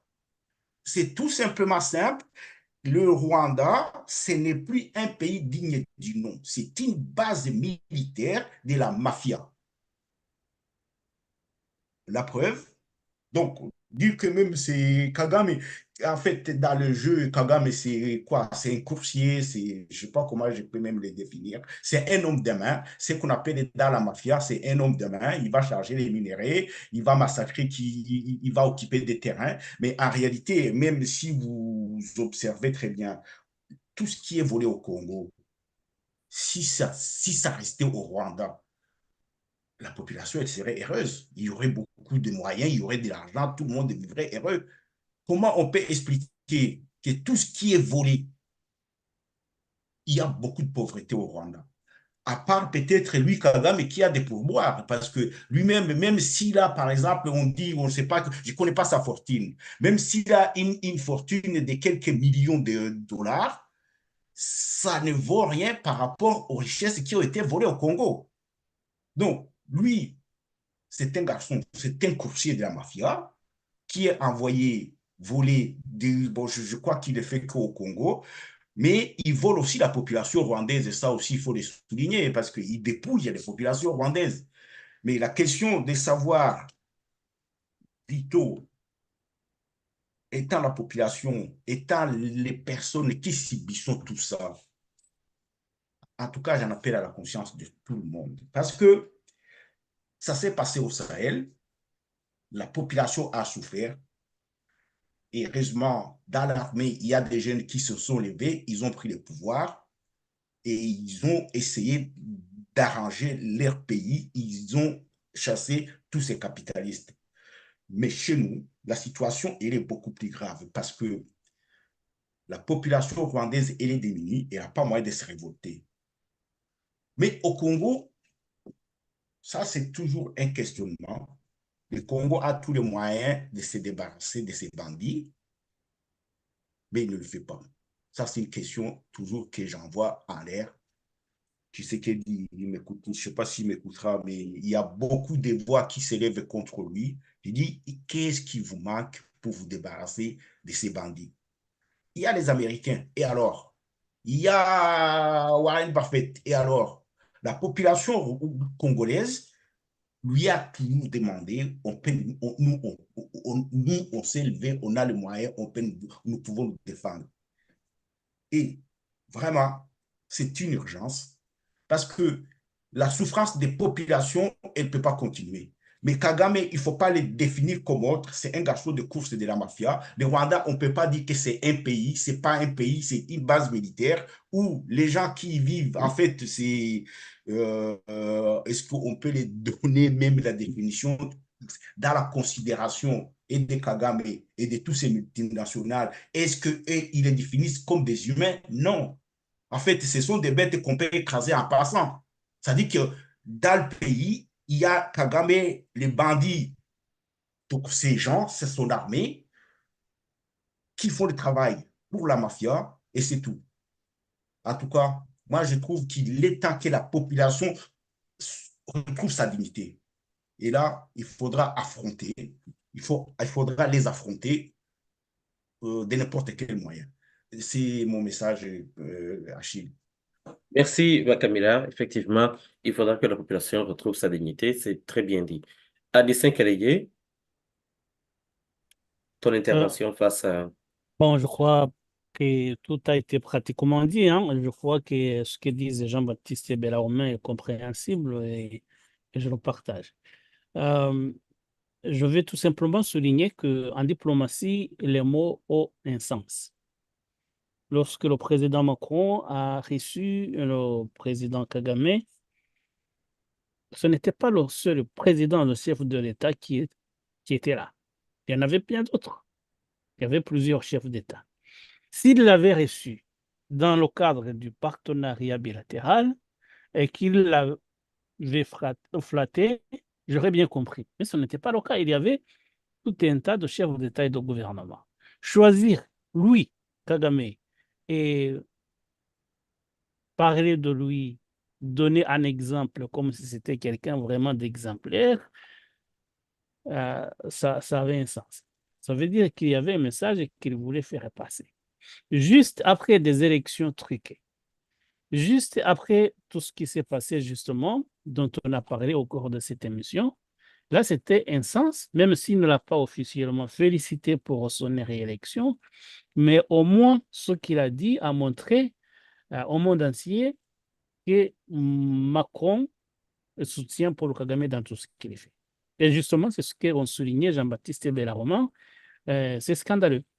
Et c'est scandaleux pour un président qui est là, qui sait ce que fait, qui est ce qu'est le rôle de Paul Kagame dans la région des Grands Lacs. Non seulement qui déstabilise la région de l'Est de la République démocratique et du Congo, mais aussi qui met à mal la diplomatie.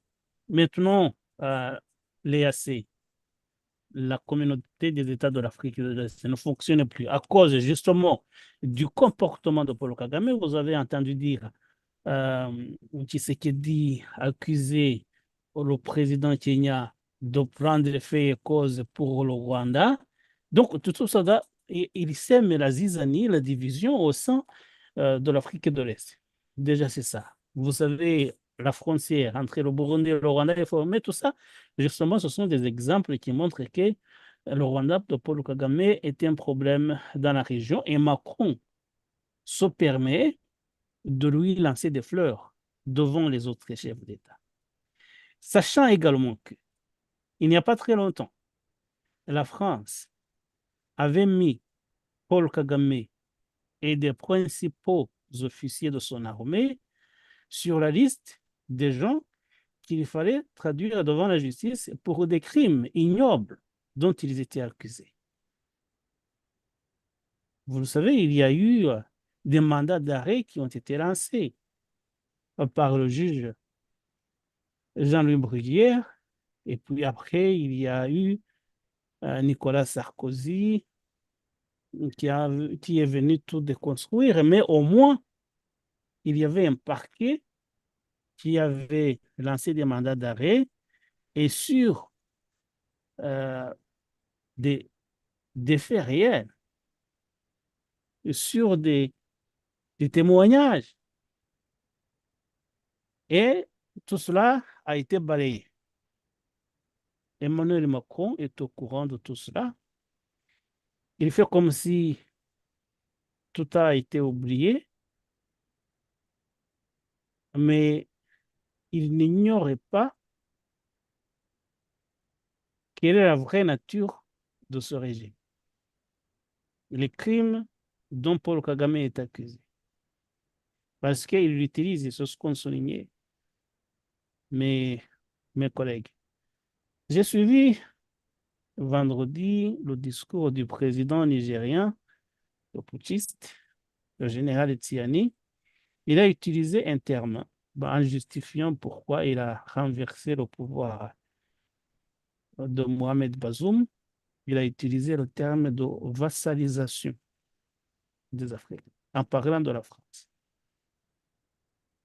Que le pouvoir qui était en place était un pouvoir qui était utilisé par les Occidentaux. Justement, il a utilisé ce terme de vassalisation. Et c'est un terme qui va très bien à tout ce qui se passe au Rwanda.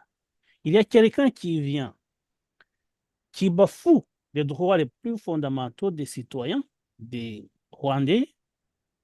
Les gens sont torturés, tout le monde le sait. Les gens sont emprisonnés injustement, tout le monde le sait. Les gens sont tués des fois au grand jour. À Kiziba, les gens ont été tués au grand jour. Les élections sont truquées comme cela vient de se passer, mais on fait comme si rien n'était et on continue de le soutenir parce qu'on a besoin de ces services. Et c'est ce qui est scandaleux pour des pays qui se disent démocratiques. Ça aurait été peut-être la Libye de Muammar Kadhafi qui soutient Paul Kagame, je comprendrais.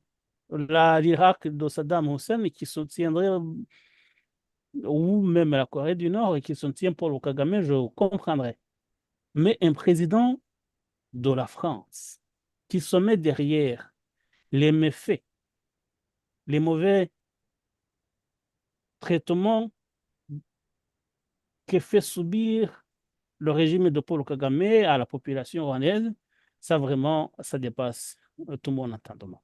Et donc, je ne vais pas m'éterniser, je sais que mes collègues ont presque tout dit, mais c'était encore une fois comme tu as commencé ton émission en parlant d'indignation, on continue de s'indigner et je pense que ce qu'a fait le président Macron, ce que font presque tous les dirigeants des grandes puissances vis-à-vis de Paul Kagame est tout simplement scandaleux. Merci, Je voudrais cher Anissé. peut-être partir de ce qu'il vient de dire. Tout à l'heure, il a rappelé le fait qu'il y a eu des enquêtes en France sur l'assassinat du président Habyarimana et que ces enquêtes, maintenant, tout le travail judiciaire a été... maintenant, on dit que c'est un non-lieu. On a considéré ça comme un non-lieu. Et ça a commencé avec le président Sarkozy. Mais quelque chose d'assez important a été fait par Emmanuel Macron, qu'il faut vraiment dénoncer, qu'il faut bien voir. Emmanuel Macron, quand il a commencé, la première chose qu'il a faite, c'est de mettre en place une commission d'historiens, une commission, enfin, des gens qu'il a choisis euh, dans, dans, dans un but bien clair de légitimer le pouvoir de Kigali. Parce que le travail des historiens qu'on a vu a consisté à réécrire l'histoire de la guerre.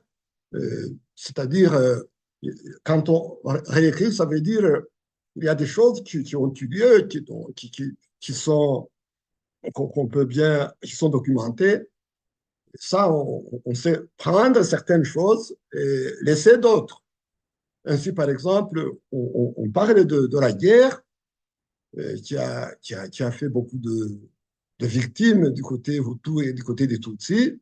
Et on va uniquement parler des victimes du côté Tutsi et présenter Kagame comme un libérateur, comme quelqu'un qui a libéré le pays et sans rien dire sur les massacres qu'il a organisés lui-même, que ce soit avant le génocide, parce que les crimes du FPR ont commencé avant le génocide, que ce soit ce qui a été fait pendant le génocide, pendant la progression du FPR pour prendre le Kigali, et que ce qui s'est passé après au Congo, donc les massacres qui ont été faits là-bas.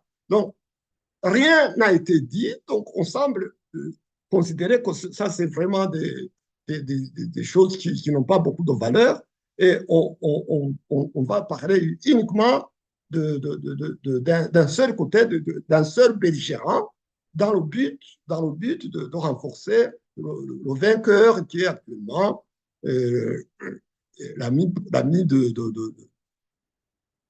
d'Emmanuel Macron.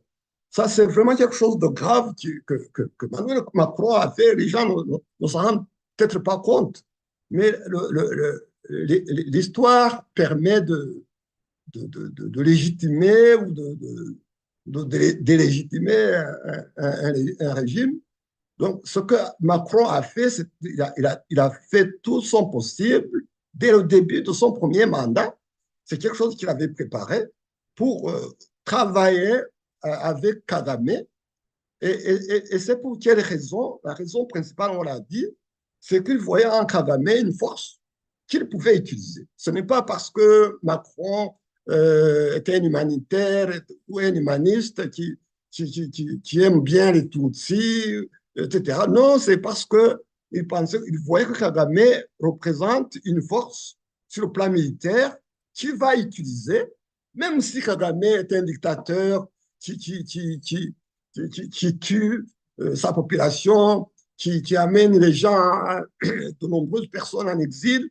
Nous sommes 1 million de Rwandais en exil. C'est quand même assez important. Même si Kagame crée des problèmes chez les voisins, le plus grand pays francophone du monde, c'est la République démocratique du Congo. Et là, je ne sais pas si ce que Macron a dit a plu aux Congolais. Je pense que c'est quelque chose qui leur a fait mal. Et je voulais juste souligner cet aspect que Macron n'a pas commencé la semaine passée. Il a commencé dès le début de son mandat à travailler, à légitimer Paul Kagame, tout dans le projet de l'utiliser à des fins, donc, pour notamment ce qu'il fait là-bas au Mozambique ou en Centrafrique. Donc, Kagame est là, c'est quelque chose que les Rwandais devraient bien comprendre. Il sert les intérêts des impérialistes, mais pour quelle raison? Parce que lui aussi, il sait bien que ce problème de légitimité est là. Et lui, il pense que les impérialistes peuvent le maintenir, hein, l'aider à rester en place, à opprimer la population, parce qu'il sert leurs intérêts. Voilà. Et ça, c'est une situation que nous devons nous, Africains, que nous devons essayer de comprendre. Et on a parlé tout à l'heure des gens de l'Afrique de l'Ouest qui vraiment ont compris, qui ont compris, même les discours que j'entends les leaders tenir, ce sont des discours des gens qui ont compris. Et nous sommes, malheureusement, nous sommes, en tout cas, des Rwandais, des Africains, nous restons toujours dans la servitude volontaire. Nous acceptons qu'on fasse de nous tout ce qu'on veut faire, mais je pense que maintenant, à partir de ce que Macron, par exemple, la semaine passée a dit, nous devrions vraiment commencer à voir clair les choses. Bon. Merci beaucoup à vous trois. J'espère que tout le monde a exprimé ses idées, ses pensées. Et je voudrais vraiment vous remercier. Et avant de terminer cette émission, je voudrais vous partager quelques petits commentaires qui ont été, que nous avons reçus à travers le chat. Nous avons Mike 222 Project qui nous a dit: le plus grand mal est que ces prétendues richesses de la RDC ne profitent qu'à Kagame et à ses quelques acolytes, malgré le sang des jeunes Rwandais qui ne cesse de couler. Ce type est un danger sans nom. Nous avons Emma Kay qui a beaucoup apprécié cette initiative, qui s'exprime en disant: une très bonne équipe. J'espère qu'on entendra plus de vous. Les émissions en français et en anglais sur les exactions de Paul Kagame sont peu nombreuses et on en a vraiment besoin. Mike Project est revenu nous disant il réagissait sur le cas Vincent Biruta. Il a dit: il faut dire que ce Biruta semble avoir été imposé au PSD avant 2000, sans que les responsables du PSD de l'époque s'en aperçoivent jusqu'à ce qu'il ait pris les rênes du PSD. Le PSD d'aujourd'hui n'a rien de semblable avec le PSD qui a été mis en place par les fondateurs Nzamurambaho, Gatabazi, Ntakirutinka et autres. Le parti a malheureusement complètement basculé. Ensuite, Kaziak Jean-Paul vous a salué et nous a salué. Et on a Safari qui s'est plus ou moins adressé à moi, me demandant si au pays, les gens allaient croire à ce que nous disons. Et donc, nous avons un devoir citoyen. Nous sommes habités par cet impératif du respect de la dignité humaine dans notre pays et en Afrique et même dans le monde entier. Et donc, les gens jugeront ce que nous faisons, mais nous n'allons pas nous arrêter. Donc, je voudrais encore une fois vous remercier et j'espère que très bientôt, nous allons pouvoir nous réunir encore parce que ces émissions, effectivement, je suis d'avis de Emma Kay, ces émissions sont très importantes. Je vous suggère aussi de suivre l'Élan africain. La chaîne est sur YouTube. Anissé, est-ce que tu veux en parler un tout petit peu ou juste les gens peuvent te retrouver facilement sur YouTube? L'Élan africain, c'est un site web d'abord d'information, mais c'est aussi une chaîne YouTube, effectivement. Les gens peuvent aller voir. Nous traitons les informations qui concernent l'Afrique en général. Voilà. C'est pour accompagner l'émancipation, justement, ce que nous disions, l'émancipation des Africains vis-à-vis de la mainmise des puissances étrangères sur le continent. Mais comme tu parlais de Mackay, j'espère que la prochaine fois, elle sera avec nous. Parfait. Donc, l'invitation est lancée et, Voilà. et j'estime que vous serez aussi présent. Donc, je vous remercie encore une autre fois pour votre temps et vos interventions très pertinentes et qui ont aussi un caractère éducatif au-delà de l'indignation. Et donc, on va terminer notre émission par cette chanson que vous aimez tous et on se dit à très bientôt.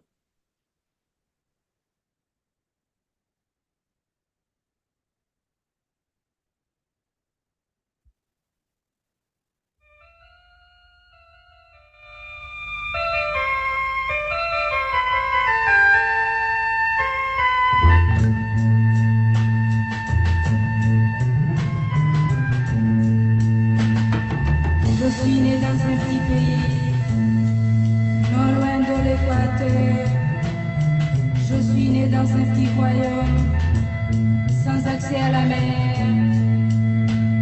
malgré qu'il soit petit, les gens y sont nombreux. Oh, joli demeure, tu es le paradis et Dieu m'a choisi. Chez moi, le temps est toujours beau, il n'y a pas d'orage. Il n'y a pas de neige, et durant les 4 saisons, tout fleurit, et les ruisseaux sont splendides, sous un soleil ardent. Oh, jolie demeure, tu es le paradis, et Dieu m'a choisi.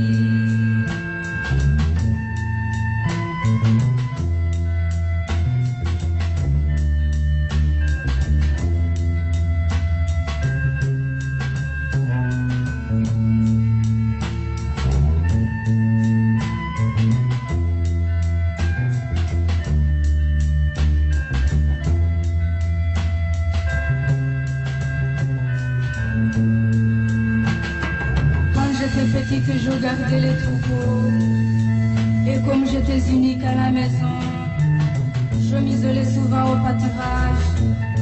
J'écoutais les chansons des oiseaux et le vent soufflait, et la nature me souriait partout. Oh, jolie demeure, tu es le paradis et Dieu m'a choisi. Quand je contemplais l'univers, jonché de mystère, et que je vois les merveilles de l'époque où je vis, je remercie le bon Dieu qui m'a donné la vie, l'ouïe, le goût pour tout ceci. Oh, jolie demeure, tu es le paradis et Dieu m'a choisi. Si je pouvais voyager dans le monde entier, j'aurais de quoi critiquer, de quoi apprécier, et mes connaissances